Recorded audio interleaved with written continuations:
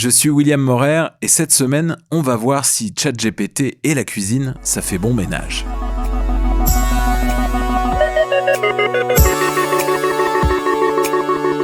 Vous écoutez l'Imagination artificielle, une série de podcasts créés par intelligence artificielle avec l'aide de Virage Sonore.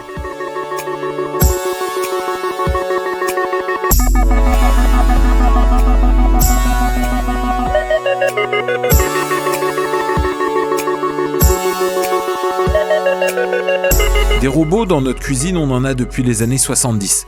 Ils se sont perfectionnés, ils ont évolué, ils se sont même fait doter d'un semblant d'intelligence artificielle avec l'arrivée de l'électroménager connecté, comme les frigos, capables de vous suggérer des recettes avec ce qu'il reste dedans. Alors on s'est demandé, niveau cuisine, ChatGPT, comment il s'en sort ? Nous, on fait générer des podcasts à l'IA. On a déjà expérimenté les scénarios de fiction, mais là, si on rentrait dans un autre registre, l'émission de cuisine. ChatGPT puisant ses informations partout sur le web, il va être facile pour lui de générer une recette, vu le nombre de sites déjà existants. Par contre, ce qui fait le succès des émissions de cuisine, et qui ne cesse d'évoluer sous plusieurs formes différentes, c'est l'émotion qu'elle nous procure avec la stimulation de notre appétit par la vue ou, dans notre cas, par l'audio. C'est également l'originalité des créations culinaires que chefs amateurs ou professionnels du monde entier sont capables de nous présenter qui nous met l'eau à la bouche. La cuisine, c'est aussi de l'art et donc de l'imagination. Le célèbre chef étoilé et animateur télé Joël Robuchon disait « On ne peut pas faire de cuisine si on n'aime pas les gens ». On va commencer par demander à notre machine scénariste en chef ce qu'elle en pense. En tant qu'IA, je n'ai pas la capacité d'aimer ou de ne pas aimer les gens. Je suis un programme informatique qui a été conçu pour fournir des informations et des réponses à des questions. Je n'ai pas de préférence personnelle, je travaille simplement avec les données que je reçois pour fournir les réponses les plus utiles et les plus précises. Il est vrai que la cuisine est souvent considérée comme un art social qui permet de partager des moments de convivialité avec les autres, mais en tant qu'IA, je ne suis pas capable de ressentir ces émotions ou de les exprimer. Ok, alors je voudrais créer un podcast de cuisine sous forme de scénario avec 3 personnes qui durerait une dizaine de minutes. Est-ce que tu pourrais me générer ce scénario ? Voici un scénario possible pour votre podcast de cuisine. Titre, Cuisine en scène. 3 personnages. Sophie, la chef étoilée. Pierre, le cuisinier amateur. Marie, la critique gastronomique. Sophie, la chef étoilée, a décidé de relever un défi culinaire en invitant Pierre, le cuisinier amateur, à se joindre à elle dans sa cuisine pour préparer un plat élaboré en seulement 10 minutes. Marie, la critique gastronomique, est là pour juger le résultat. Au cours de la préparation, Sophie et Pierre doivent faire face à des difficultés inattendues, mais réussissent finalement à créer un plat incroyable qui surprend tout le monde. C'est un peu comme un top chef de ChatGPT. Il est vrai que le scénario que j'ai généré pour votre podcast de cuisine fictionnelle ressemble à une compétition culinaire comme celle qu'on peut voir dans les émissions de télévision comme Top Chef. Cependant, mon objectif est de vous aider à créer un scénario intéressant et divertissant pour votre podcast de cuisine, en incluant des recettes détaillées, des dialogues et des mises en scène pour rendre l'émission informative et amusante pour les auditeurs. Je te fais confiance. Est-ce que tu pourrais me générer des dialogues ? Bien sûr. Voici les dialogues pour l'épisode de votre podcast de cuisine fictionnelle, intitulé « Cuisine en scène ». Pour la musique, utilisez des musiques pour renforcer l'ambiance de cuisine. Musiques inspirantes, rythmées, etc. Utilisez des musiques pour renforcer l'ambiance de dégustation. Musique détendue, agréable. Utilisez des effets sonores pour renforcer l'ambiance de cuisine. Bruit de casserole, de couverts, de vapeur, etc. Et pour les bruitages, hier soir, je me suis enregistré J'ai coupé des patates, j'ai fait exactement les trucs de la recette. Ok. Comme ça, au moins, j'ai des bruitages, les vrais trucs qu'il a fait. Ça pourrait être drôle de vraiment faire la recette, mais après... Bah ouais. C'est un poulet rôti avec des patates et des... Ouais, je fais ça tout le temps. Bah c'est ça. Du coup, si t'as un poulet rôti prévu cette semaine avec des patates et des légumes, faut enregistrer tout.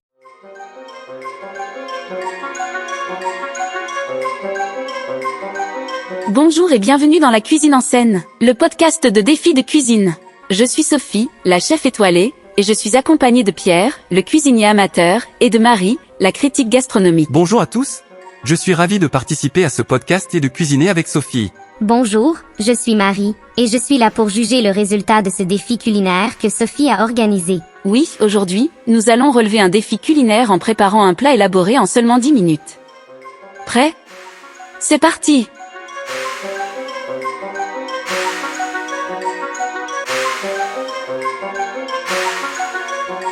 Alors Pierre, tu es prêt pour ce défi culinaire? Oui, je suis prêt. Je suis un peu nerveux, mais j'ai hâte de voir ce que l'on va pouvoir créer en seulement 10 minutes. Ne t'inquiète pas, tu vas voir que l'on peut faire des merveilles en peu de temps. Et Marie, tu es prête pour juger notre plat? Oui, je suis prête. Je suis curieuse de voir ce que vous allez créer.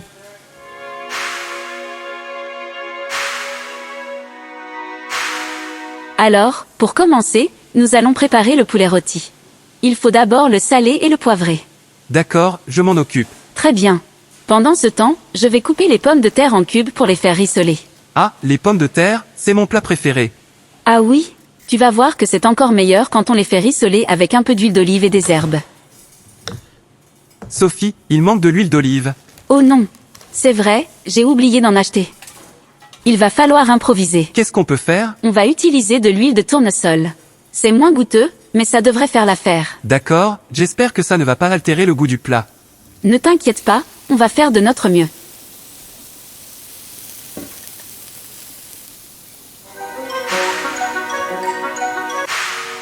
Alors, le plat est prêt. On a réussi à faire un poulet rôti accompagné de pommes de terre rissolées et de légumes vapeur en seulement 10 minutes. C'est incroyable, je suis fier de ce qu'on a réussi à faire. Et moi, je suis impressionnée. Ça a l'air délicieux. Passons à la dégustation. Alors, comment est-ce? C'est un peu plus sec que prévu à cause de l'huile de tournesol, mais c'est quand même très bon. Oui, c'est vraiment délicieux. Je suis d'accord, c'est très réussi. Félicitations. Merci.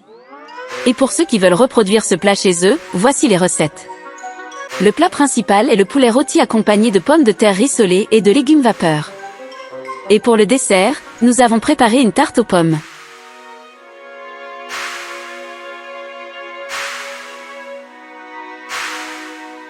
Et c'est tout pour cet épisode. 10 minutes pour un poulet, c'est pas super réaliste, non? Puis on n'a pas la préparation de la tarte aux pommes aussi, tu nous l'amènes comme ça, là. Vous avez raison, 10 minutes pour préparer un plat avec une cuisson de poulet rôti est très peu réaliste. Cela dépendra aussi du type de cuisson et de la taille du poulet. Cela aurait dû être précisé dans le scénario.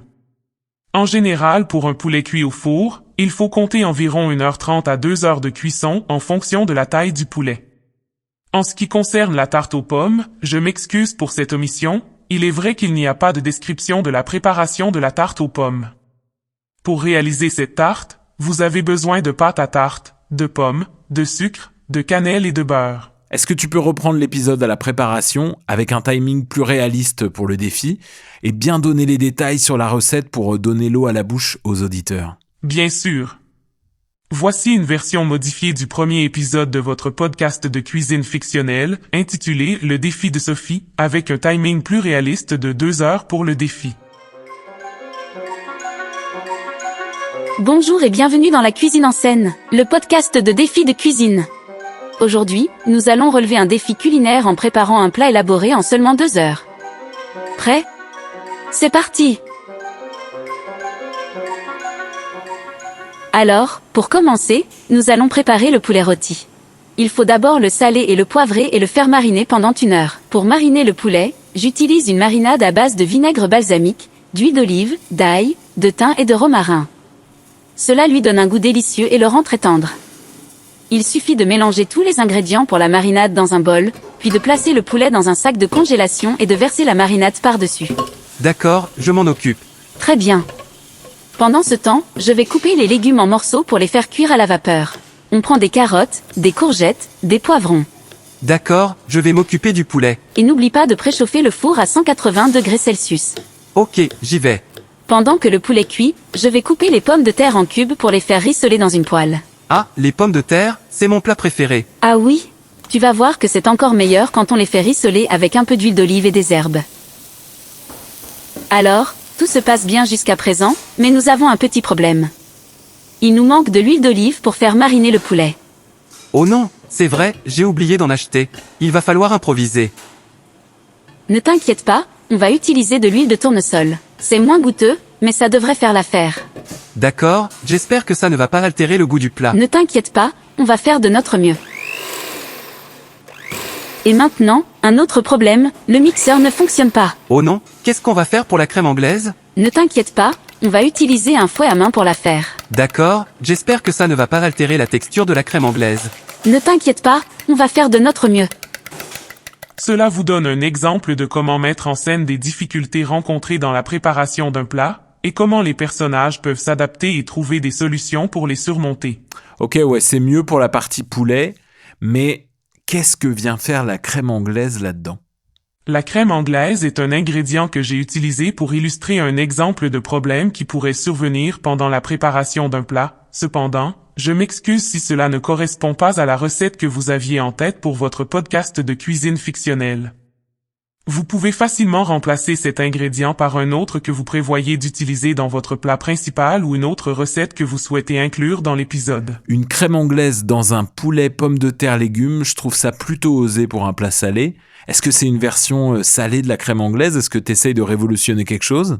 Non. La crème anglaise est généralement utilisée pour les desserts comme une sauce ou une garniture pour les pâtisseries et les crèmes glacées. Il est peu probable de la trouver dans un plat salé comme un poulet accompagné de pommes de terre et de légumes. C'était simplement un exemple utilisé pour illustrer une difficulté qui pourrait survenir pendant la préparation d'un plat. Je m'excuse si cela a causé de la confusion. Vous pouvez facilement remplacer cet ingrédient par un autre que vous prévoyez d'utiliser dans votre plat principal ou une autre recette que vous souhaitez inclure dans l'épisode. Ok, dans ce cas-là, on va ajouter une partie après la dégustation, celle du défi express par exemple, celle du dessert, tu mettras ta crème anglaise dedans. Invente-moi une recette avec une crème anglaise dans un temps que tu choisiras pour le défi, pareil, sous forme de dialogue avec les détails de la recette. D'accord, voici un scénario pour une partie de défi express de dessert, où Sophie et Pierre préparent une crème anglaise en utilisant un fouet à main, avec un temps imparti de 30 minutes. Défi express de dessert. Et maintenant, place au défi express de dessert. On a 30 minutes pour préparer une crème anglaise élaborée. Prêt? C'est parti! Oui, j'ai hâte de voir ce qu'on va pouvoir créer en si peu de temps. Alors, pour commencer, on va fouetter les jaunes d'œufs avec du sucre jusqu'à ce que le mélange blanchisse. D'accord, je m'en occupe. Pendant ce temps, je vais faire chauffer la crème et le lait avec une gousse de vanille fendue. D'accord, c'est fait.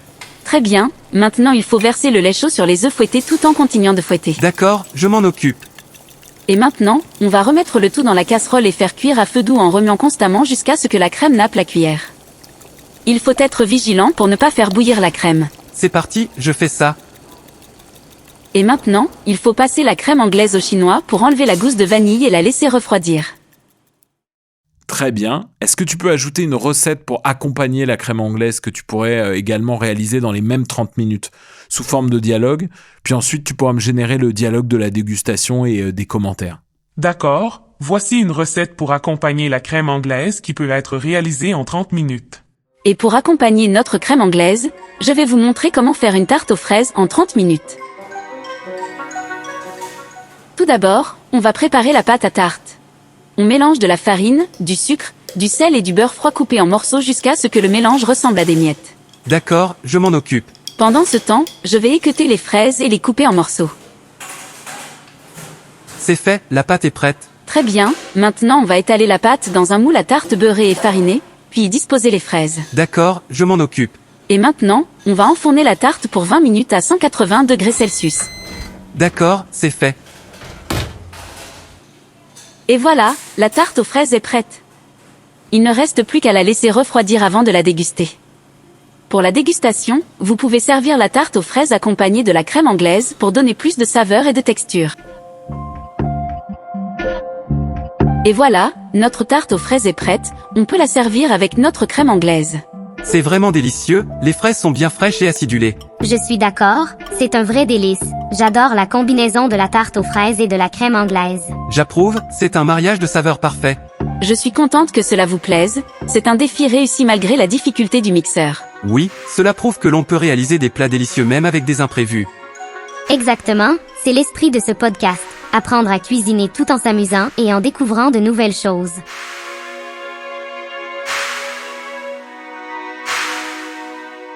Sophie, Pierre et Marie dégustent leur plat en se regardant avec satisfaction et en faisant des commentaires positifs. Ok, j'ai quand même une question. Est-ce que normalement dans la tarte aux fraises, on met pas les fraises après la cuisson de la pâte pour qu'elles restent fraîches? Oui, c'est généralement ce qu'on fait pour une tarte aux fraises.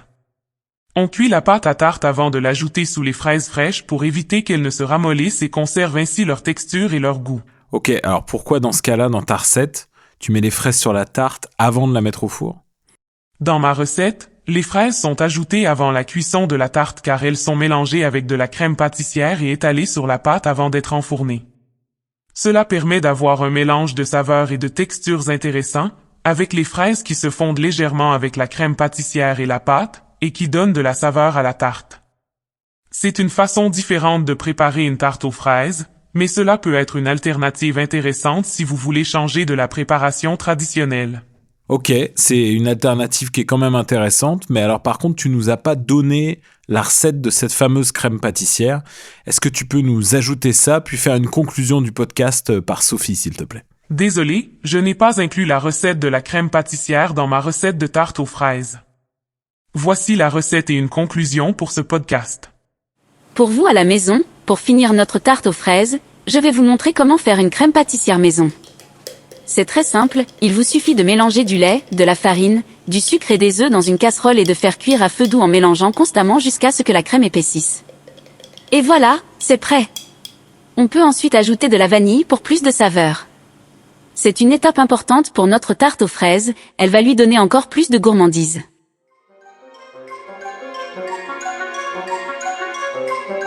Et voilà, c'est la fin de notre première émission de Cuisine en scène. J'espère que vous avez apprécié cette première expérience culinaire avec nous.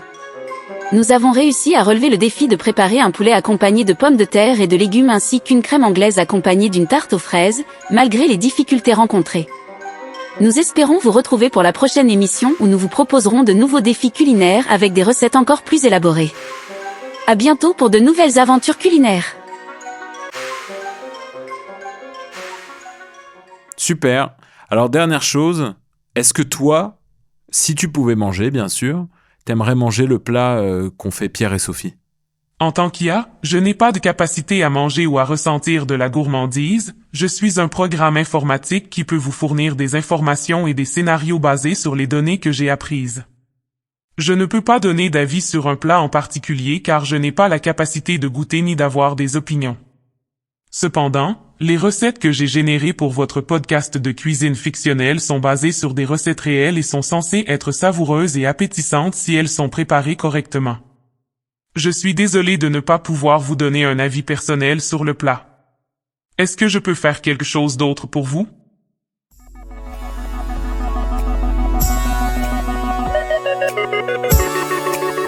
C'était l'Imagination Artificielle, un podcast créé par intelligence artificielle avec l'aide de Virage Sonore. On se retrouve dans un prochain épisode.